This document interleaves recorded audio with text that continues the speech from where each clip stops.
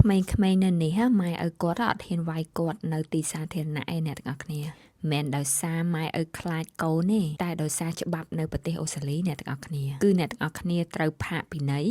ឬក៏អ្នកទាំងអស់គ្នាត្រូវជាប់គុកឬក៏អ្នកទាំងអស់គ្នាត្រូវបានបំបែកពីកូនរបស់អ្នកទាំងអស់គ្នាបើសិនជាគេរកឃើញថាអ្នកទាំងអស់គ្នាវាយដំច្រំធាក់កូននៅទីសាធារណៈឬក៏អ្នកណាមួយដែលចង់និយាយថាផ្ដាល់ព័ត៌មានទៅឲ្យប៉ូលីសគឺគេអាចចាត់ការភ្លាមបានអញ្ចឹងហើយឪពុកម្ដាយមួយចំនួនទោះជាកូនខូចយ៉ាងណាក៏ដោយឬក៏គាត់ខឹងកូនយ៉ាងណាក៏ដោយការវាយដំច្រំធាក់នៅទីសាធារណៈគឺគាត់អត់ហ៊ានហ្មងតែបើថាវាយដំច្រំធាក់នៅក្នុងផ្ទះតែគាត់ហ៊ានអត់គាត់ហ៊ានប៉ុន្តែកុំឲ្យមានស្លាកស្នាមតែមានស្លាកស្នាមគ្រូរកឃើញឬក៏អ្នកដទៃរកឃើញគឺគេអាចប្តឹងប៉ូលីសបានទៀតអញ្ចឹងភាគច្រើនគឺគាត់វាយដែរប៉ុន្តែវាយកុំឲ្យមានស្លាកស្នាមអញ្ចឹងខុសពីខ្មែរយើងចង់និយាយថាខឹងកូនកន្លែងណាវាយកន្លែងហ្នឹងខ្សែក្រវ៉ាត់ផងប្រាប់យូក្អៅផងខ្សែភ្លើងផងពេលខ្លះវាយគ្នាឡើងចិនឈាមអីអញ្ចឹងមិនថាក្មេងស្រុកគេសំណាងត្រង់នឹងដែរអ្នកទាំងអស់គ្នាគឺគាត់មានច្បាប់ត្រឹមត្រូវដែលការពារគាត់ណាហើយអ្នកទាំងអស់គ្នាដឹងអត់ពី